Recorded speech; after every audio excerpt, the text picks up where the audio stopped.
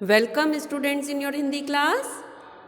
पिछली वीडियोस में आप सभी अपने चैप्टर 1 हम पंछी उन्मुक्त गगन के का भावार्थ समझ चुके हैं। उम्मीद है आप सभी को इस कविता का अर्थ स्पष्ट हो गया होगा। तो आज की वीडियो में हम सभी इस कविता के प्रश्नोत्तर हल करेंगे। चलिए, तैयार हैं आप सभी? ओके, फर्स्ट क्वेश्चन है, इस तरह की सुख सुविधाएं पाकर भी पक्षी, मतलब हर तरह की सुख सुविधाएं पाकर भी पक्षी पिंजरे में बंद क्यों नहीं रहना चाहते। यानी कि पक्षियों को काफ़ी अच्छी सुख सुविधाएं देने के बावजूद भी वे पक्षी पिंजरे में क्यों नहीं बंद रहना चाहते हैं? क्यों? क्योंकि उन्हें बंधन में रहना पसंद नहीं है। और क्या क्या कारण है? उन्हें तो खुले आकाश में स्वतंत्र रहकर ऊंची ऊंची उड़ान भरना पसंद है। उन्हें नदियों और झरनों का बहता हुआ शीतल जल पीना पसंद है। और पक्षियों को कड़वे नीम का फल खाना पसंद है। वृक्ष की सबसे ऊंची डाली पर बैठकर झूलना पसंद है। सबसे ऊंची जो डाली होती है वृक्ष की, उस पर बैठकर उन्हें क्या पसंद होता है? झूलना। उन्हें तो अनार के दानों रूपी तारों को चुगना और क्षितिज के अंतिम छोर पर मिलना पसंद है। मतलब कि तारों के जैसे जो अनार के दाने होते हैं उनको चुगना।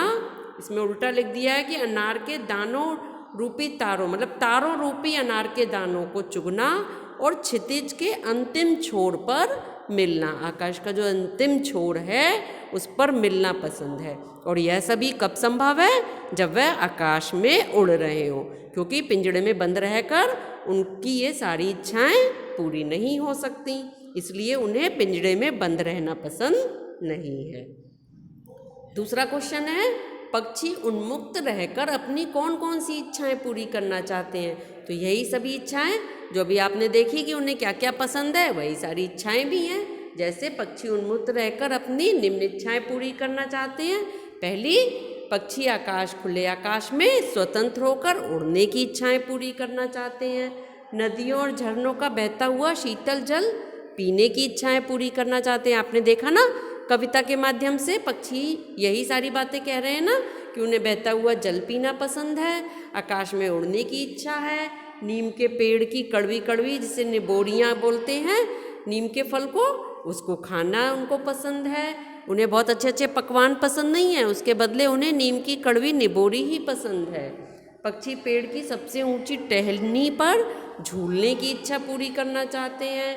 आकाश में ऊंची ऊंची उड़ान भरकर और तारों रूपी अनार के दानों को चुगने की इच्छाएं पूरी करना चाहते हैं। और पक्षी क्षितिज मिलन की इच्छाएं पूरी करना चाहते हैं। क्षितिज मिलन मतलब वो सोचते हैं कि आकाश का जो बिल्कुल अंतिम छोर है वहाँ तक हम रेस लगाएं और वहाँ तक उड़ने की अपनी इच्छा को पूरी करें। तो ये सारी उनकी इच्छाएं हैं। आगे बढ़ें। नेक्स्ट है, या तो क्षितिज मिलन बन जाता या तंती सांसों की डोरी। ये आपकी कविता में एक लाइन है ना, इसका अर्थ आपको बताना है। तो ये आपको भावार्थ में भी समझाया गया था। प्रस्तुत पंक्तियां हमारी पाठ्य पुस्तक बसंत भाग 2 की कविता हम पक्षी उन्मुक्त गगन के से ली गई है। इस कविता के रचयिता प्रसिद्ध कवि श्री शिव मंगल सिंह सुमन जी हैं। तो इस पंक्ति में जो है कवि ने क्या कहा है कि पक्षी के माध्यम से वह यह कहना चाह रहे हैं कि पक्षी स्वतंत्र रहकर क्षितिज की सीमा तक उड़ जाने की इच्छा को व्यक्त करते हैं। क्षितिज आपको बताया था ना कि आकाश का अंतिम छोर, जहाँ पर धरती और आकाश मिलते हुए दिखाई देते हैं। ये सिर्फ दूर से ऐसा लगता है कि आगे जाकर धरती और आकाश मिल रहे हैं, पर वास्तव में ऐसा नहीं होता, क्योंकि पृथ्वी कैसी है? गोल है। तो इसलिए आप जहाँ से चलेंगे गोल घूमकर वहीं वापस आ जाएंगे। तो क्षितिज की सीमा तक उड़ जाने की इच्छा को व्यक्त करते हैं। वह उड़ते उड़ते या तो क्षितिज की सीमा ढूंढ ही निकालेंगे, उनका कहना है पक्षियों का, या तो वो क्षितिज की जो आखिरी सीमा जो है वो ढूंढ निकालेंगे, या फिर वो अपने प्राण त्याग देंगे। पक्षियों के इस कथन से उनके स्वतंत्र होकर उड़ने की इच्छा व्यक्त हुई है।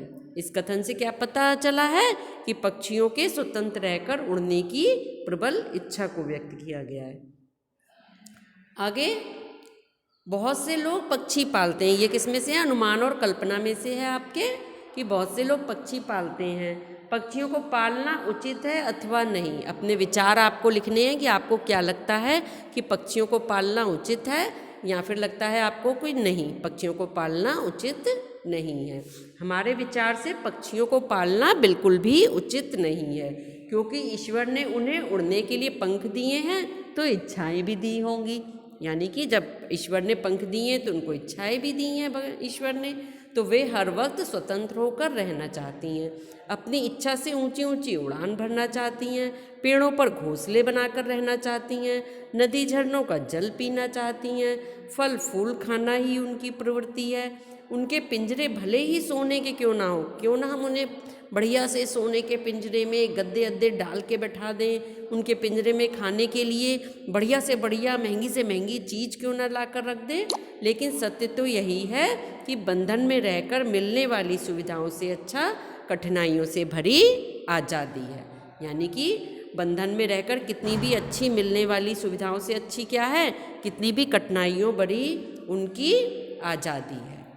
तो किसी को भी गुलामी पसंद नहीं होती, आज़ादी पसंद होता है। तो इसलिए पक्षियों को पालना उचित नहीं है, हमारे हिसाब से पालना उचित नहीं है। परंतु एक बात और मैं कहूँगी इसमें कि मान लिया अगर कोई पक्षी बीमार है, किसी के पंख कट गए हैं, कुछ परेशानी है, तो ऐसे में उन पक्षियों को पालना भी उचित है, क्योंकि जो पक्षी उड़ नहीं सकते तो वो अपना खाने का बंदोबस्त स्वयं नहीं कर सकते।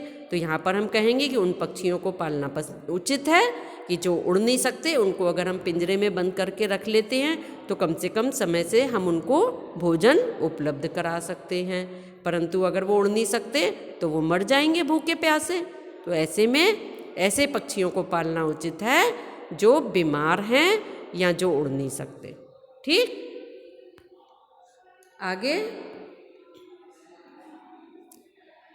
नेक्स्ट है कि क्या आपने या आपकी जानकारी में किसी ने कभी कोई पक्षी पाला है? उसकी देख रेख किस प्रकार की जाती होगी, लिखिए। अब ये आप अपने स्वयं के अनुभव लिख सकते हैं। यहाँ पर मैं आपको कुछ लिख कर दे रही हूँ, बट अगर आप अपने स्वयं के अनुभव लिखेंगे तो बहुत अच्छा होगा। कि जैसे कि कभी आपने कोई पक्षी पाला हो या आपकी जानकारी में किसी ने कोई पक्षी पाला है तो उसकी किस प्रकार से देख रेख की जाती है। जैसे कि हाँ, हमने एक बार तोता पाला था, मेरे मामा जी ने उसे मेले से खरीद कर मुझे दिया था। पक्षी की देखरेख उसी प्रकार की जाती है जैसे एक छोटे से बच्चे की। किस प्रकार से पक्षी की देखरेख की जाती है? जैसे कि एक छोटे से पक्षी की, बच्चे की। मेरी माँ सुबह सुबह उठकर उसे पिंजरे समेत घर के बाहर आंगन में लेकर आती। वह बाहर का वातावरण देखकर खुश हो जाता। अब पिंजरे में पक्षी जो है उसको बाहर लाकर बिठाने से क्या है, वो बाहर का वातावरण देखकर खुश हो जाता और जोर जोर से पंख फड़फड़ाने लगता। हम उसे प्रतिदिन नहलाते भी थे, यानी कि पक्षी की सफाई भी जरूरी है। ऐसे में माँ उसे खाने के लिए बाजरा देती व कटोरी में पानी, उसको खाने की चीज़ें जो होती हैं वो उसे कटोरी में दी जाती। वह अमरूद, अंगूर, हरी मिर्च बहुत चाव से खाता। जैसे ही धूप थोड़ी सी तेज हो जाती तो वह सिकुड़ कर बैठ जाता। हम उसे अंदर कमरे में ले जाते, जब धूप तेज हो जाती तो उसे अंदर कमरे में ले जाते। बिल्ली या कुत्ते आदि जानवरों से उसे बहुत बचाना पड़ता था, क्योंकि बिल्ली कुत्ते आदि अगर देख लेंगे तो वो खा जाते हैं, तो इसलिए उसे बचाना पड़ता है। जब रात हो जाती तो उसके पिंजरे पर कोई कपड़ा डाल देते तो यह बैठे बैठे ही सो जाती। तो इसका मतलब है कि यदि कोई पक्षी रखा भी है तो उसकी पूरी तरह से देखभाल भी ज़रूरी है। उसके साथ कुछ खेलना भी ज़रूरी है जिससे उसका मन बहले, उसे कुछ सिखाना भी ज़रूरी है। और अगर घर बंद है तो थोड़ी देर के लिए उसका पिंजरा खोला भी जा सकता है, जिससे कि वह थोड़ी सी बाहर की सैर भी कर ले। नेक्स्ट, पक्षियों को पिंजरे में बंद करने से केवल उनकी आज़ादी का हनन ही नहीं होता, अपितु पर्यावरण भी प्रभावित होता है। इस विषय पर 10 पंक्तियों में अपने विचार लिखिए। यानी कि पक्षियों को अगर हम पिंजरे में बंद करते हैं तो केवल पक्षियों की आज़ादी का ही हनन नहीं होता, बल्कि हमारा जो पर्यावरण है वो भी प्रभावित होता है। कैसे प्रभावित होता है उसके बारे में आपको 10 लाइन लिखनी है। जैसे क्या क्या होता है, पक्षियों को पिंजरे में बंद करने से उनकी स्वतंत्रता का हनन होता है, क्योंकि उनकी प्रवृत्ति क्या है, उड़ना पसंद है। पृथ्वी के सभी जीवों की समान रूप से प्राकृतिक संतुलन बनाए रखने में महत्वपूर्ण भूमिका है। तो पृथ्वी में जितने भी जीव हैं उन सभी की संतुलन बनाए रखने में महत्वपूर्ण भूमिका है। तो इसी प्रकार से पक्षियों की भी है। पृथ्वी के पर्यावरण को संतुलित बनाए रखने के लिए मनुष्य एवं पशु दोनों की आवश्यकता समान रूप से होती है। तो मनुष्य और पशु दोनों की ही आवश्यकता होती है ना। पशु पक्षी जो हैं वो मनुष्य के भी काम आते हैं और मनुष्य पशु पक्षी के भी काम आता है। पक्षियों को पिंजरे में कैद कर लेने से उनके उड़ने की आज़ादी समाप्त हो जाती है। इससे पर्यावरण प्रभावित होता है। अब पर्यावरण में भी जब पक्षी उड़ते हुए दिखाई देते हैं तो खूबसूरत भी लगते हैं। एक तरह का संगीतमय माहौल बन जाता है। चिड़ियों की चहचहाट, कबूतरों की गुटरगूं, तोतों की बोली, कोयल की बोली, इन सभी पक्षियों की बोली से भी वातावरण क्या होता है, बहुत ही खूबसूरत बन जाता है। और यह मनुष्यों को पसंद भी आता है। एक तरह की आत्मिक शांति भी मिलती है उन्हें। कहते हैं ना सुबह सुबह पक्षियों का कलरव कितना खूबसूरत होता है। इसके आगे कुछ पक्षी आसपास की हमारी फैलाई गंदगी जैसे रोटी का टुकड़ा, चावल आदि खाकर उस जगह को स्वच्छ बनाने का काम करते हैं। कुछ पक्षी क्या करते हैं, जो हमारे आसपास की गंदगी होती है उनमें से बहुत सी चीज़ें खा लेते हैं, तो जिससे वो सफाई का भी काम करते हैं। पर्यावरण को शुद्ध और प्राकृतिक बनाए रखने के लिए पक्षियों को प्रकृति के मध्य रहना आवश्यक है। तो पर्यावरण की शुद्धता के लिए और प्राकृतिक बनाए रखने के लिए क्या जरूरी है, पक्षियों को प्रकृति में रहना। वे इस प्रकार पर्यावरण को शुद्ध और क्या करते हैं, संतुलित बनाते हैं। पर्यावरण में पक्षियों का अपना विशेष महत्व होता है। कुछ पक्षी छोटे छोटे कीटों को खा जाती हैं। कुछ पक्षी क्या करते हैं, छोटे छोटे से जो कीट होते हैं, कीड़े, उनको खा जाते हैं। तो इससे भी वातावरण में संतुलन बनाने में मदद मिलती है। कुछ कीट अपने आप ही नष्ट हो जाते हैं, जो मिट्टी को हानि पहुंचाने वाले होते हैं या पेड़ पौधों को जो हानि पहुंचाने वाले कीट होते हैं छोटे छोटे, उनको पक्षी खा लेते हैं। तो इससे वो पेड़ पौधे जो है वो खराब होने से बच जाते हैं।